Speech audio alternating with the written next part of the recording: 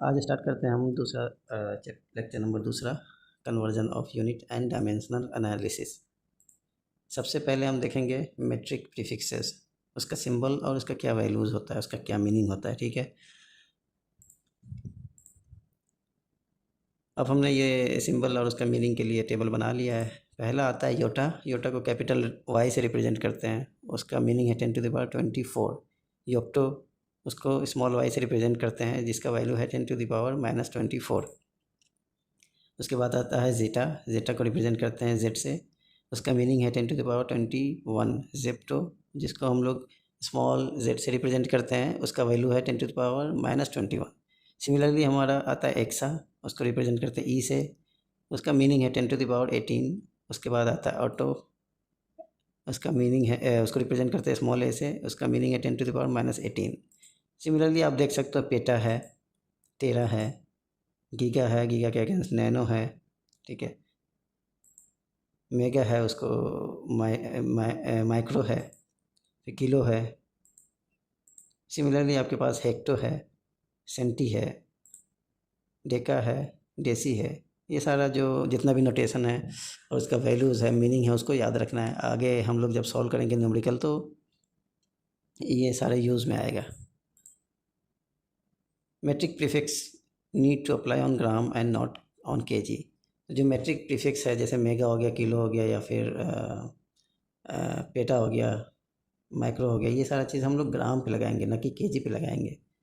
ठीक है, अब इसका एक एग्जांपल देख लेते हैं। What you will call this number below 2 × 10⁻13 kg such that the resulting number is greater than 1 but less than 1000।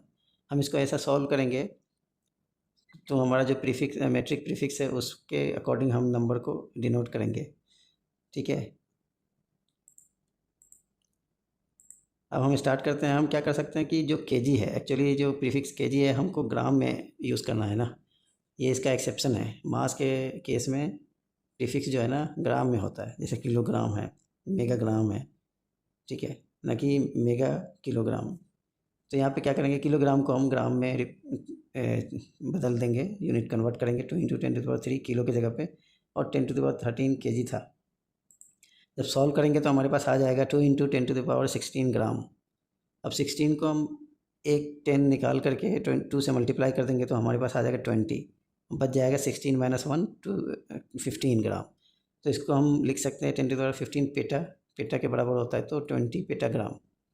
अब इसको हम 18 एक्सा में लिख सकते हैं, लेकिन 18 करने के लिए हमको 2 को 100 से डिवाइड करना पड़ता है जाकि, तो तब हमारा ये वैल्यू 1 से छोटा हो जाता है। इसीलिए हम इसको नहीं ले सकते 18 को, 15 ही लेना पड़ेगा, क्योंकि 1 से बड़ा है हमारा क्वेश्चन में दिया हुआ था, और 1000 से छोटा होना चाहिए। अगला एग्जांपल है, the distance from the university to home is 10 mile and it usually takes 20 minutes to drive this distance.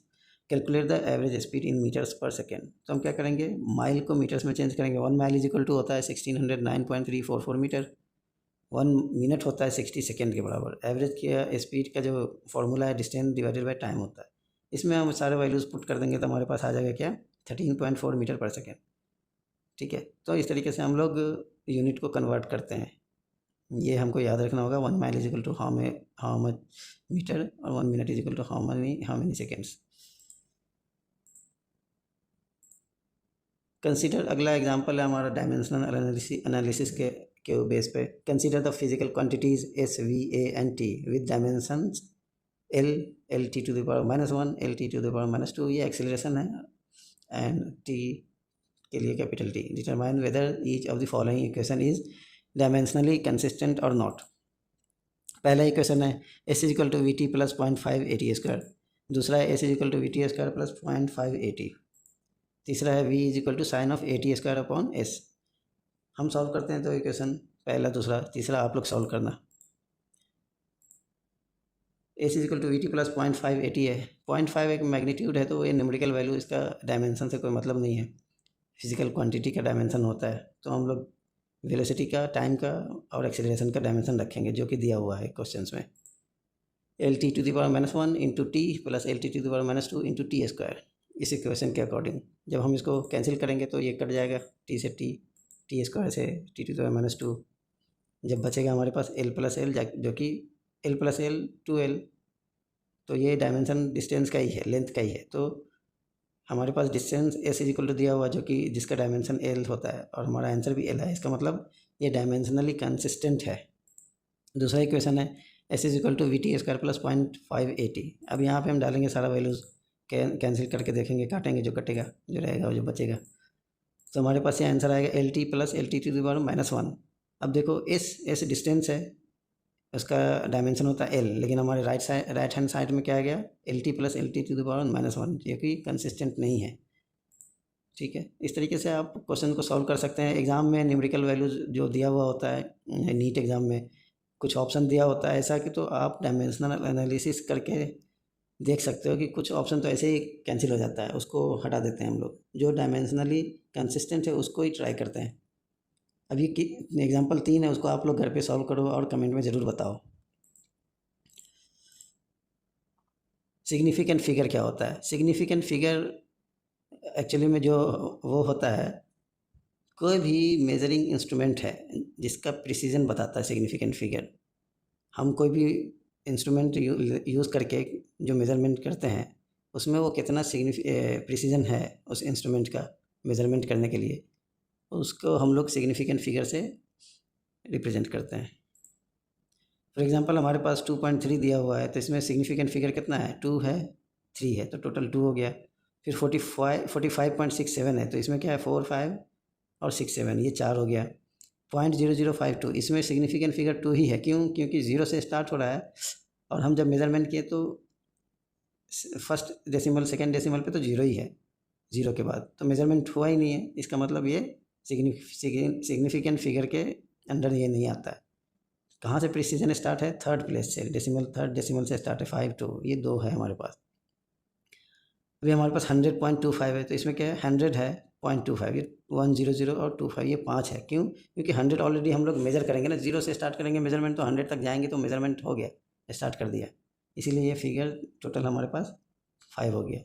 1.20, 2 decimal तक प्रिसीजन है, तो 1 2 और 0, ये 3 हो गया। 1200 ये एम्बिगुअस है, इसको हम अलग अलग प्रिसीजन में लिख सकते हैं, जैसे कि 1.2 इंटू 10⁻³ लिख सकते हैं, 12 इंटू 10⁻² लिख सकते हैं, इसीलिए हम इसको एम्बिगुअस बोलते हैं।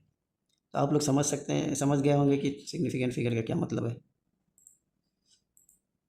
एक्यूरेट एंड प्रिसाइज क्या होता है, इसको हमको समझने के लिए एग्जांपल आगे मैं समझाऊंगा कि एक्यूरेसी और प्रिसीजन क्या होता है। आप यहाँ पे देख लो, accuracy is how close a measurement is to the accepted reference value for the measurement. अब कोई भी मेजरमेंट कर रहे हैं, उसके लिए एक्सेप्टेड एक रेफरेंस वैल्यू दिया हुआ होगा। जैसे हमको 10 मीटर लेंथ मेज़र करना किसी चीज़ का, तो 10 मीटर जो है ना रेफरेंस वैल्यू है। अब हम उसको मेज़र करेंगे तो हमारे पास एरर आएगा, ठीक है, कितना डिफरेंस होगा, वही एक्यूरेसी है, उस एक्सेप्टेंस वैल्यू से कितना डिफ़र कर रहा है। प्रिसीजन मेजरमेंट वो होता है जैसे हम लोग 3-4 लोग एक्सपेरिमेंट कर रहे हैं, सेम एपरेटस, सेम सिचुएशन और सेम मेजरमेंट कर रहे हैं, रेफरेंस वैल्यू से डिफरेंस, ये जो चारों मेजरमेंट करेगा तो ये चारों का आपस में कितना डिफरेंट वैल्यूज़ आ रहा है, कितना फ़र्क हो रहा है, यही उसका प्रिसीजन है, ठीक है ना। The precision of measuring system is related to uncertainty. Precision किस पे डिपेंड करता है? अनसर्टेनिटी पे। मतलब 4 लोग कर रहा है, अब एक का 1.2 आ रहा है, किसी का 1.12 आ रहा है, किसी का 1.13 आ रहा था, तो ये जो डिफरेंस है ना, यही अनसर्टेनिटी है, अलग अलग आ रहा है ना, अनसर्टेनिटी है ये। तो ये प्रिसीजन इस पे डिपेंड करता है। और एक्यूरेसी डिस्क्रिपेंसी पे। डिस्क्रिपेंसी क्या होता है कि जैसे एक कोई वैल्यू दिया हुआ हो, उस वैल्यू से मेजरमेंट में कितना फ़र्क है, डिस्क्रिपेंसी है, डिफरेंस क्या है। The way uncertainty in a measurement A is denoted by delta A. अब अनसर्टेनिटी को हम डेल्टा ए से रिप्रेजेंट करते हैं, और कोई भी वैल्यू में इसको ऐड करते हैं प्लस माइनस डेल्टा ए के साथ। फॉर एग्जांपल हम कोई रेजिस्टेंस है, उसको रेजिस्टेंस का मेज़र करते हैं, तो हमारे पास 50 ओम है। 50 ओम का जब मेजरमेंट करेंगे तो हमारे पास कुछ अनसर्टेनिटी आएगा, 50 ± 5%, 50 ± 20%, ऐसे आएगा। आप कभी देखे होगे रेजिस्टेंस के ऊपर लिखा हुआ होता है। तो ये जो डेल्टा ए ±10%, 1%, ये यही हमारा अनसर्टेनिटी है। अब इसको हम इस फिगर से समझते हैं। पहला फिगर ए में देखोगे आपके जो बुलजाई है, वहाँ से कोई भी बंदा अगर 4 लोग है, उसको एरो से निशाना लगा रहा है। अब देखोगे बुलजाई से वो निशाना जो है ना, चारों का डिस्टेंस ऑलमोस्ट सेम है, ठीक है। अब ये देखो चारों का ऑलमोस्ट सेम है, इसका मतलब एक्यूरेसी अच्छा है, लेकिन चारों जो है ना आपस में मैच नहीं कर रहा है, मेज़रमेंट का आपस का डिफरेंस बहुत है। अब अगर हम बुलजाई से देखेंगे तो आप इससे ये समझ सकते हैं जो प्रिसीजन है वो कम है, क्योंकि ये चार लोग कर रहा है, सेम चीज़ कर रहा है और उसका अलग अलग वैल्यूज़ आ रहा है, मतलब अलग अलग डिस्टेंस में वो हिट कर रहा है, तो ये कम प्रिसीजन है, प्रिसाइज है। अब बी में देख लो आप, लो एक्यूरेसी है, लेकिन आप बुलजाई से उसका डिस्टेंस जो है ना काफ़ी दूर है, लेकिन देखो चारों का चारों एक ही पोजीशन पे ऑलमोस्ट मार रहा है, सब हिट कर रहा है, थोड़ा सा आगे पीछे है, इसका मतलब प्रिसीजन ज़्यादा है पहले वाले के केस में, लेकिन एक्यूरेसी बहुत कम है, एक्यूरेसी बहुत घट गया है, ठीक है। तो आप इस फिगर से समझ सकते हो कि एक्यूरेसी और प्रिसीजन में क्या फ़र्क है। चार लोग हैं, सेम चीज़ को हिट कर रहा है, एक रेफरेंस दिया हुआ है बुलजाई, वहाँ से कितना दूर हिट कर रहा है, अगर ऑलमोस्ट सब सेम है तो एक से चारों का एक्यूरेसी ठीक है, लेकिन वो ज़्यादा दूर हिट कर रहा है, लेकिन सब एक ही जगह पे हिट कर रहा है, प्रिसीजन ज़्यादा है लेकिन एक्यूरेसी कम है। कुछ फैक्टर्स है जो कि मेजरमेंट के अनसर्टेनिटी में इंक्लूड करता है, उस पर डिपेंड करता है।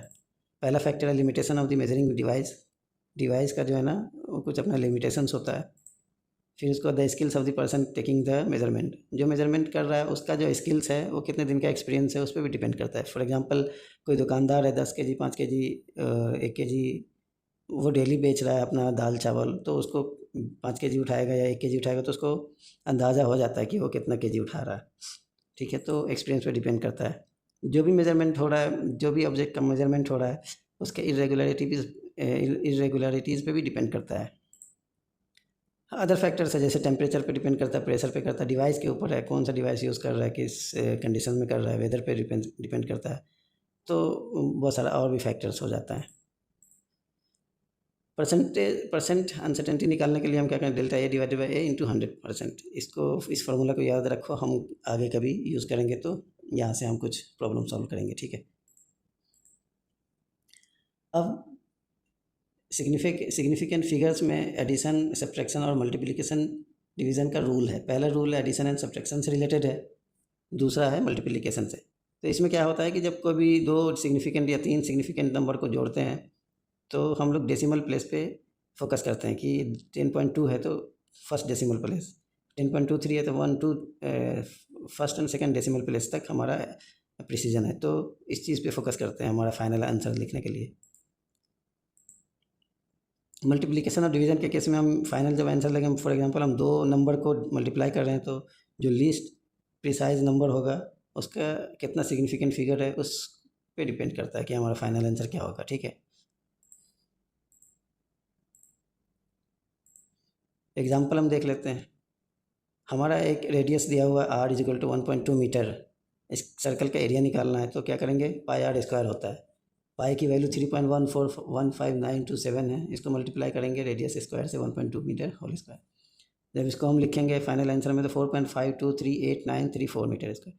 लेकिन हमको जो दूसरा वैल्यूज़ दिया हुआ हम मल्टीप्लाई कर रहे हैं ना, तो दूसरा वैल्यूज़ दिया हुआ है 1.2, 1.2 में कितना सिग्निफिकेंट फिगर है, 2, हमारा फाइनल आंसर 2 सिग्निफिकेंट का होना चाहिए, ठीक है। तो ये हमारा आंसर आ जाएगा 4.5 मीटर स्क्वायर, इसमें कितना सिग्निफिकेंट फिगर हो गया, 2। अगला एग्जांपल हम देख लेते हैं एडिशन से related. We buy 8.25 kg of potatoes in a grocery store as measured with a scale with precision 0.01 kg, इसमें precision 0.01 यानी फर्स्ट सेकेंड प्लेस तक है। Then we drop 5.025 kg of potatoes at your laboratory as measured by scale with 0.001 kg precision. Then we go home and add 12.7 kg of potatoes as measured by bathroom scale with precision of 0.1 kg. How many kilogram of potatoes do we have now? तो हम देखेंगे इसमें addition और subtraction वाला rule apply होगा, तो हम start करते हैं इसको सॉल्व करने से। 8.25 में 5.025 घटा देंगे और ऐड करेंगे 12.7, अब देखो आंसर आएगा 15.925, लेकिन ये आंसर नहीं है। आपका एग्जाम ऑप्शन में एक ऑप्शन ये रहेगा लेकिन ये आंसर नहीं है।